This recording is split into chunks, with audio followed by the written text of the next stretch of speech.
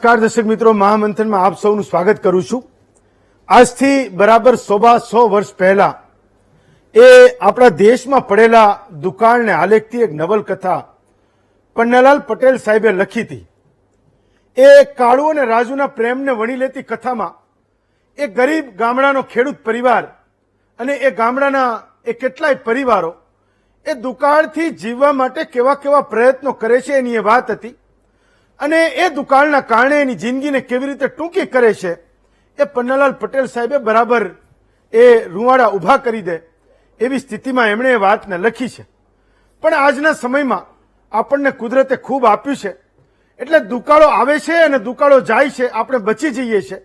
એ કલ્પના કરવી આપણાથી એ મુશ્કેલ છે કે કોઈ એક દેશમાં દુકાળ પડે અને એના જાનવરને મારીને માણસોને એટલે કે આખા દેશની જનતાને કેવી રીતે જીવાડી શકાય એ હું માનું છું કે આજે આપણને એની કલ્પના નથી, આપણને ખબર નથી કે આવું થઈ શકે કે ના થઈ શકે। પણ છેલ્લા 1 વર્ષમાં આફ્રિકાના નામીબિયા દેશમાં વરસાદ નહીં પડવાના કારણે ભયંકર ભૂખમરીનો સામનો એની જનતા એ કરી રહી છે। તો સરકારે એવો આદેશ આપ્યો કે ત્યાં હાથી છે, ભેંસ છે, હરણ છે, એ મોટા દીપડા છે, એને મારી નાખો અને તમે એને જનતાને એ ખવડાવી દો, એવો ત્યાંની સરકારે એ આદેશ આપ્યો જાનવરને મારવાનો।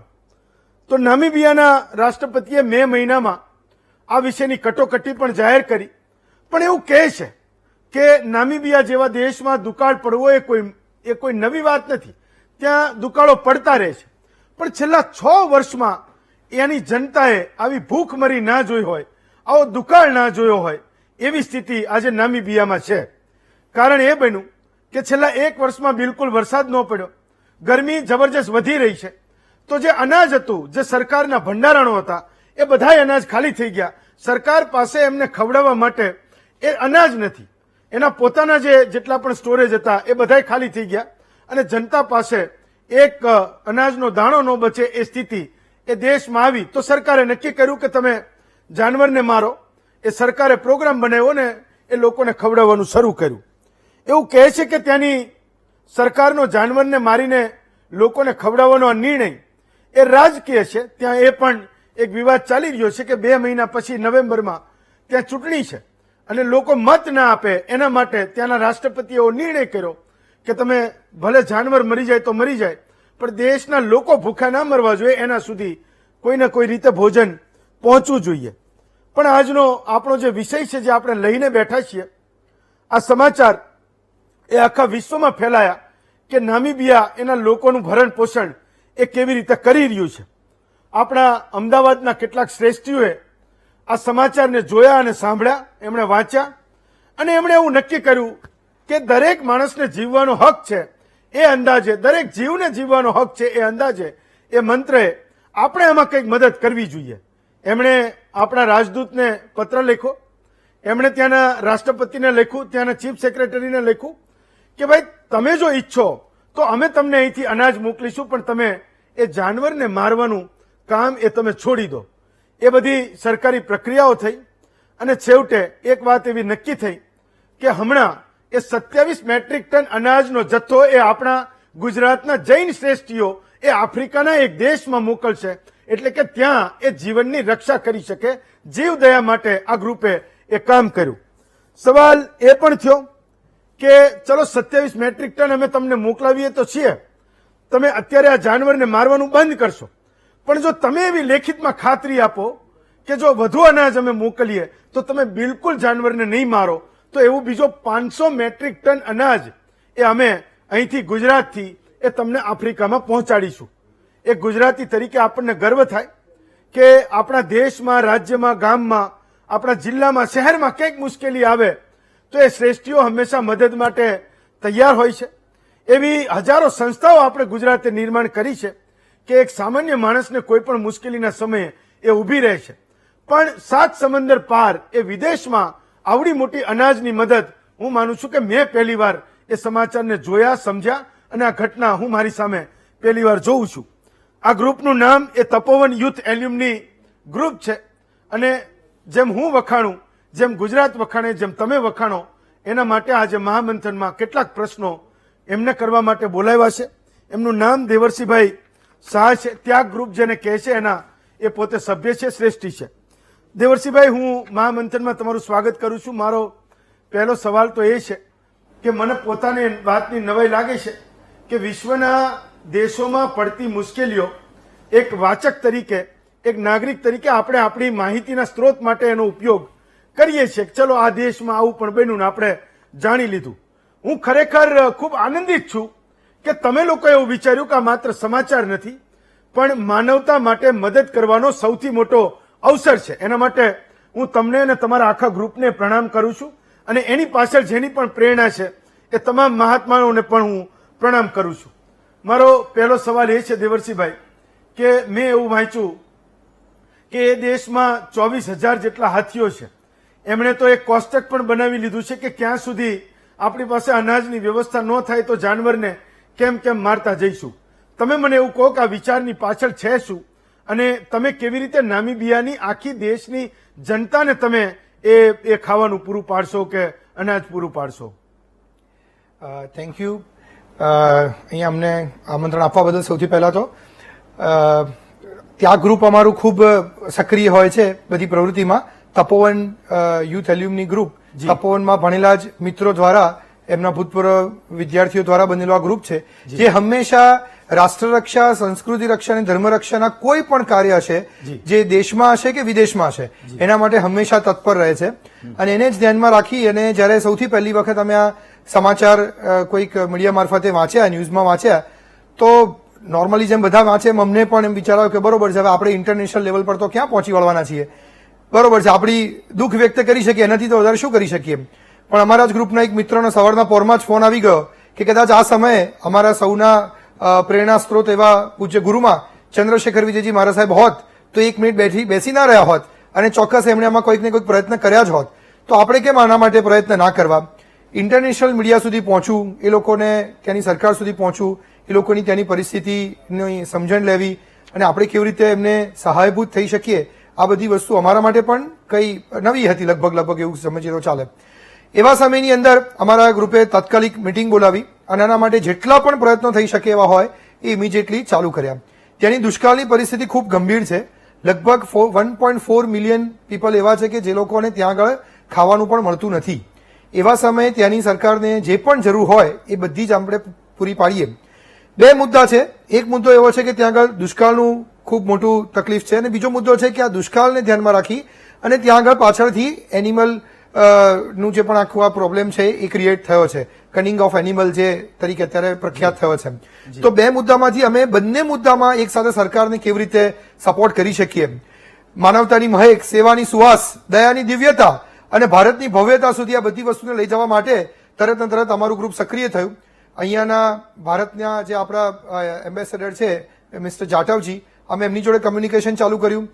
ઇન્ડિયાની અંદર જે દિલ્હીમાં નામીબિયાના જે એમ્બેસેડર છે સિમ્બોજી સર, એમને પણ અમે તરત કનેક્ટ કર્યા અને ઇનિશિયલી પ્રયત્ન કર્યા. 1-2 દિવસના પ્રયત્ન પછી કદાચ રિઝલ્ટ ઓછું મળ્યું.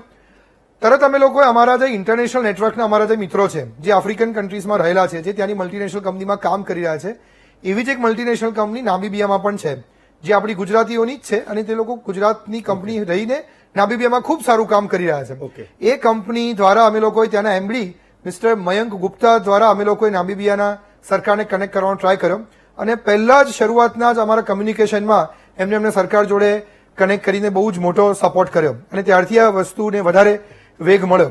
તો આખું જે આ ત્યાગનું જે કામ છે એ સૌથી પહેલા નામીબિયાના જે હ્યુમન છે, જે લોકો છે, ત્યાંના લોકલ લોકો છે, એ લોકોને આપણે કેવી રીતે સપોર્ટ કરી શકીએ, એ લોકોને ભૂખમરામાંથી કેવી રીતે બહાર લઈ શકીએ, એ પછી જ આપણે ત્યાંની સરકારને કદાચ પણ પ્રાણીઓ માટેની વાત કરી શકીએ.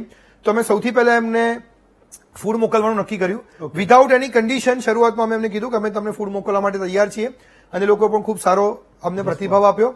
અમારી શનિવારના કોલ પરથી તરત ને તરત રવિવારના દિવસે, લગભગ ગયા રવિવારે નામીબિયાના જે એમ્બેસેડર જે દિલ્હીમાં છે, એમને રવિવારના દિવસે અમને અપોઇન્ટમેન્ટ આપી, અને લગભગ અડધો કલાકનો સમય આપ્યા પછી 2 કલાક સુધી અમારી આ મિટિંગ ચાલી, અને કેવી રીતે આ બંને મિત્ર દેશો છે એકબીજાને કેવી રીતે સહાયભૂત થઈ શકે એની ડિટેલમાં ચર્ચા અમારે સૌને થઈ. અને એના પછી એવા એક નિષ્કર્ષ પર પહોંચ્યા કે ચોક્કસ આના માટે પોઝિટિવ એફર્ટ્સ કરીએ, અને એમને ત્યાં નામીબિયાની સરકારને આગળ પ્રસ્તાવ મોકલવાના ચાલુ કર્યા. અત્યારે અમારા ગ્રુપ દ્વારા લગભગ ઇનિશિયલ સ્ટેજમાં શરૂઆત કરવા માટે એક કન્ટેનર એટલે કે લગભગ 27 મેટ્રિક ટન 27,000 કિલો અનાજ એ અમે મોકલવાની આખી પ્રોસેસ સેટ કરી દીધી છે. નામીબિયાના સરકાર તરફથી રાઇટિંગમાં લેટરની અમે વેઇટ કરી રહ્યા છીએ. જેવો એમનો લેટર આવે એટલે તરત અમે અહીંયાથી ડિસ્પેચ કરી શકીએ એ માટેના બધા જ એફર્ટ્સ અમે લોકોએ પરિપૂર્ણ કરી દીધા છે. અને એની જોડે અમે સરકારશ્રી જોડે સતત કમ્યુનિકેશનમાં છીએ અને એમને પ્રયત્નો કરી રહ્યા છીએ કે આને ઘટાડવા માટે આને બંધ કરવા માટે જે પણ પ્રયત્ન કરો, જે પણ સપોર્ટની જરૂર હોય અમે કરવા માટે તૈયાર છીએ. પણ આ એન્વાયરમેન્ટને અનુલક્ષીને જે નિર્ણય છે, આપ જે કહી રહ્યા છો કે animal culling is a requirement of Namibia, પણ ખરેખર એન્વાયરમેન્ટ માટે તો આ બધા પશુ ખરેખર વધારે ઉપયોગી બની શકે. પ્રશ્ન હોઈ શકે કદાચ સમય પૂરતો, કારણ કે ત્યાં આગળ દુષ્કાળ છે તો માણસોને તકલીફ છે, એવી પ્રાણીઓને પણ તકલીફ હોય, તો એના કારણે પ્રશ્નો હોઈ શકે. પણ એમાં સાથે રહીને કેમ કરીને આપણે સોલ્યુશન લાવી શકીએ. અને ત્યાંની સરકાર તરફથી પણ ખૂબ જ પોઝિટિવ સપોર્ટ મળી રહ્યો છે. ત્યાંના એમ્બેસેડર અને બધા તરફથી આપણે સપોર્ટ મળી રહ્યો છે. દેવરસિંહભાઈ, એક મને સવાલ એ થતો હતો કે મોટે ભાગે જયારે બહુ મોટી મદદની વાત આવે ત્યારે સમાજનો એક અપ્રોચ એવો પણ હોય છે કે એ તો બધા આપે, એને ભગવાને ખૂબ આપ્યું છે. હું એ સમજવા માંગુ છું કે આ ગ્રુપમાં જે લોકો મદદ કરી રહ્યા છે એ કોણ લોકો છે?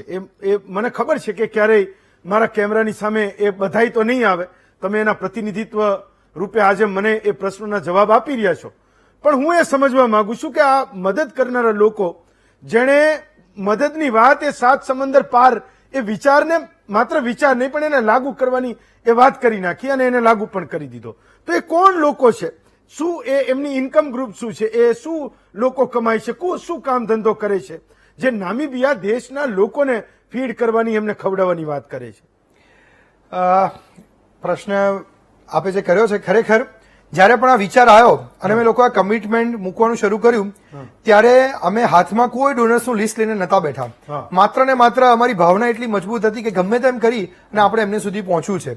અને અમે જેવું આ અમારા ગ્રુપમાં ડિક્લેર કર્યું એટલે આખા ગ્રુપના નાના અને મોટા તમામ મિત્રો જે ક્યાંક કોલેજમાં ભણે છે, ક્યાંક હજી એમની ઇન્કમની શરૂઆત એમણે કરી છે, અને ત્યારથી શરૂ કરીને અમારા જૈન સમાજના કેટલાક શ્રેષ્ઠીઓ જે ખૂબ સરસ રીતે સમાજમાં આવા સત્કાર્યો કરી રહ્યા છે, એ તમામ લોકોનો પોઝિટિવ સપોર્ટ અમને આની અંદર સાંપડ્યો. અને આની જોડે માત્ર પૈસાથી આ કામ પત્યું નહોતું, આની પાછળ પુરુષાર્થ ખૂબ લગાડવો પડ્યો હતો. એની જોડે એનું એક પેશન ક્રિએટ કરવું પડ્યું હતું કે ગમે તેમ કરીને આપણે આની પાછળ લાગી જવું છે. તો અમારા ગ્રુપના તમામ વડીલો, જેમાં ખાસ કરીને હું ધન્યવાદ આપીશ અમારા વડીલ ટ્રસ્ટી શ્રી હિમાંશુભાઈ શાહ, જેમને પહેલા દિવસથી આની પાછળ એવી ભેગ ધરી કે આપણે ગમે તેમ કરીને હાર્યા વગર, નાસીપાસ થયા વગર આની પાછળ લાગેલા રહેવું છે. આપણા માટે કદાચ 700 એનિમલ એ બહુ મોટો આંકડો હશે, પણ નામીબિયા જેવા કન્ટ્રી માટે આ એક નોર્મલ સિચ્યુએશન છે. તેમ છતાં પણ એમને આની પાછળ ખૂબ પુરુષાર્થ કર્યો. એની જોડે પ્રતિકભાઈ, એમની જોડે અભયભાઈ, આવા ઘણા બધા મિત્રો છે. આખું આ લોજિસ્ટિક હેન્ડલ કરવા માટે કે અહીંયાથી કેવી રીતે કન્ટેનર મોકલવું, એના માટે અમારા જે એક્સપોર્ટ એડવાઇઝર છે કુનાલભાઈ, ત્યાંની સરકાર જોડે જે કમ્યુનિકેશન કરવા માટે અમારા જે ઇન્ટરનેશનલ ટીમ મેમ્બર છે રિકીનભાઈ, આવા બધા જ મિત્રોના ભેગાથી, એ બધાની પેશનથી આખું આ કાર્ય અત્યારે આગળ વધી રહ્યું છે. મારો એક છેલ્લો સવાલ દેવરસિંહભાઈ, આમાં લખ્યું છે કે તપોવન યુથ એલ્યુમની ગ્રુપ, એ શું છે? એટલે વાસ્તવમાં કોઈ એક કોલેજમાં ભણેલા તમે બધા મિત્રો છો જે આ કામ કરી રહ્યા છો, કે તમે કોઈ એવી કોઈ સ્પિરિચ્યુઅલ સંસ્થા જોડે જોડાયેલા લોકો છો અને એમનું એક ગ્રુપ છે, એ બધા કરી રહ્યા છો? એલ્યુમની શબ્દ મેં એમાં વાંચ્યો એટલે હું પૂછું. તપોવન યુથ એલ્યુમની ગ્રુપ, તપોવન અમદાવાદ અને ગાંધીનગરની વચ્ચે તપોવન કરીને એક સંસ્થા છે જે સ્કૂલિંગ આપે છે. એની અંદર અમે બધા જ ભણેલા વિદ્યાર્થીઓ છે. 12મા ધોરણ સુધી, 12th સ્ટેન્ડર્ડ સુધી અમારું ત્યાં આગળ માત્ર જૈનો જ છે? હા, આમાં જૈનો પણ હોય છે અને ઘણા જૈનો પણ હોય છે. આ બધાની ભેગાની સંસ્થા છે, પણ મુખ્ય પ્રવાહ જૈનોનો હોય છે. અને એની અંદર બાળકોને શિક્ષણ સાથે સંસ્કરણ કેવી રીતે આપવું, એ લોકોને રાષ્ટ્ર રક્ષા માટે, ધર્મ રક્ષા માટે, સંસ્કૃતિ રક્ષા માટે કેવી રીતે તૈયાર કરવા. જૈનોએ હંમેશા ક્યારે પણ સમાજ અને રાષ્ટ્રમાં જરૂરી હોય, એ ચાહે ભામાશાહ હોય કે ચાહે જગડુશાહ હોય, એ તમામ સમય જૈનો એ દેશની સાથે ઉભા રહ્યા છે. તેવા જ આ આખું ગ્રુપ છે અને એ સમય સમય આવી બધી રાષ્ટ્ર રક્ષાની પ્રવૃત્તિ કરે છે. જેમ કે ડોકલામનો ઇસ્યુ થયો હતો ઇન્ડિયા ચાઇના બોર્ડરનો, ત્યારે અમારા ગ્રુપે પીએમસીને લેખિતમાં ક્યારે પણ જરૂર પડે, અમે લડવા તો નથી જઈ શકવાના, પણ સૈનિકોની મદદ માટે જરૂર પડે તો 24 કલાકમાં અમારા 500 તરવરિયા યુવાન એ બોર્ડર પર જવા માટે તૈયાર છે. અમે લેખિતમાં પત્ર એમને મોકલાવ્યો. તો આવી ઘણી બધી પ્રવૃત્તિ અમારું ગ્રુપ એ ડિઝાસ્ટર, નેશનલ ડિઝાસ્ટર વગેરે આવે એના માટે પણ રૂટીનમાં જે સપોર્ટ જોઈતો હોય એમાં સરકારની સાથે રહીને ખાસ છે. ખાસ મહત્વનો મુદ્દો કહું, ઓટીટી પ્લેટફોર્મ માટે પણ અમે ખૂબ મોટું કામ કરી રહ્યા છીએ. Okay. જે ઓટીટી પ્લેટફોર્મ અત્યારે ખાસ જે બીભત્સ વાતો અને સિરિયલો અને ક્લિપ્સ ફરી રહી છે જી. એની અંદર ખૂબ કામ કરી રહ્યા છે. સરકારશ્રીએ એના પર 18 એપ પર એની પર બેન મૂક્યો છે. Okay. અને બીજી 2 એપ ઉલ્લુ અને અલ બાલાજી પર અમે લોકો મહેનત કરી અને આને કેમ કરીને બેન મૂકી શક્યા એના માટે અમે પ્રયત્ન કરી રહ્યા છીએ. દેવરસિંહભાઈ, હું આપને તો નમન કરું છું, આપના એ તમામ સાથી મિત્રોને પણ વંદન કરું છું. ને ખરા અર્થમાં કોઈ એક શાળા શું ભણાવી શકે, એ રાષ્ટ્ર નિર્માણનું કામ કરાવી શકે, એ ભણાવી શકે કે એક વ્યક્તિમાં